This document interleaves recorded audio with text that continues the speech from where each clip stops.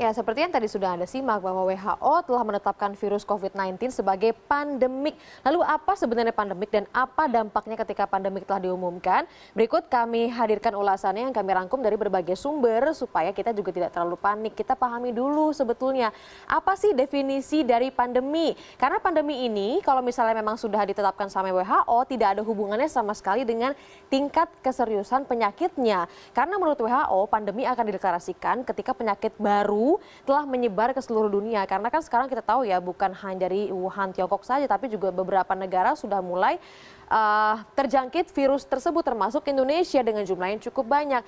Dari KBBI kami kutip tersebar luasnya penyakit di suatu kawasan, benua atau di seluruh dunia. Nah kemudian kalau misalnya kita bicara soal pandemi sebelumnya ada yang namanya epidemi. Kenapa dikatakan epidemi? Ketika ada peningkatan jumlah kasus secara tiba-tiba.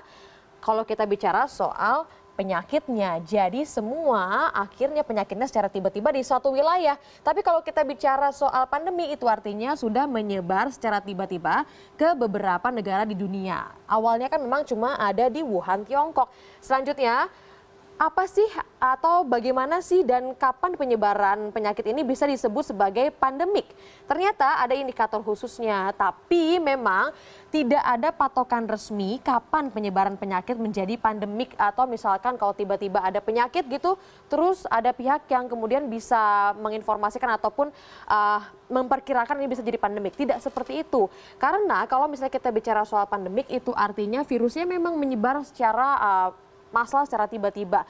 Misalnya nih, ketika banyak kasus baru di banyak negara namun tidak diketahui secara pasti titik awalnya, kemudian menyebar ke lebih banyak orang. Nah, inilah yang menjadi alarm untuk WHO untuk mengetahui secara detail sebetulnya apa sih yang menjadi penyakit tersebut akhirnya pandemik. Kemudian juga kalau ada kriterianya yang paling pertama itu pasti ini adalah penyakit yang baru, kemudian menginfeksi manusia. Kenapa? Ini akhirnya menjadi kategori pandemi karena kalau menginfeksi manusia, kalau misalnya sudah sampai ke tahap yang lebih lanjut ataupun mengenai satu manusia yang memiliki penyakit-penyakit sebelumnya, maka bisa menyebabkan kematian di sini itu artinya akan menjadi satu hal yang serius. Kemudian yang ketiga tentu saja menyebar dengan cepat dan tiba-tiba ke berbagai belahan dunia. Tapi tentu saja kita tidak boleh terlalu panik soal ini karena kalau kita bicara soal pandemik, ada kok penyakit-penyakit lain yang sudah pernah dikategorikan sebagai pandemik. Bahkan jauh sebelum dari tahun 1900-an. Yang paling pertama kita lihat dulu di tahun 1918. Itu ada yang namanya flu Spanyol. Ini adalah pertama pandemi influenza atau yang lebih dikenal sebagai flu Spanyol. Penyakit ini merebak saat Perang Dunia Pertama. Kondisi para tentara saat itu perang kan ya membantu penyebaran penyakit ini dan tidak adanya vaksin serta pengobatan lain yang memadai menyebabkan krisis kesehatan. Akibatnya pada saat itu ada kurang lebih 50 juta orang di seluruh dunia meninggal dan 675.000 diantaranya berasal dari Amerika. Selanjutnya juga ada Asian flu. Kemudian ada juga di tahun 1968 ya ada flu A H3N2.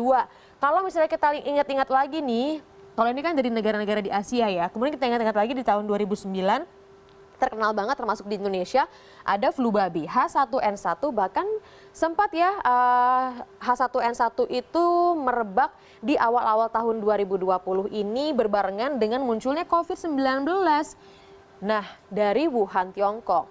Ini sekitar akhir tahun kemarin kan ya, kemudian meningkat, menyebar lagi, ada status demi status yang kemudian masuk ke beberapa negara, termasuk salah satunya di Indonesia. Nah, yang paling penting sekarang kalau misalnya sudah pandemik, apa yang harus kita lakukan? Ya, tentu saja lagi-lagi jangan terlalu panik karena tentu saja bisa menimbulkan satu hal ataupun ekspresi yang berlebihan dari kita semua. Karena tenang, pemerintah Indonesia menanggapi positif kok soal status dari WHO terkait dengan pandemik ini. Kalau misalnya kita panik tentu saja kan kita jadi berlebihan ya untuk melakukan sesuatu, entah itu panik buying ya kan.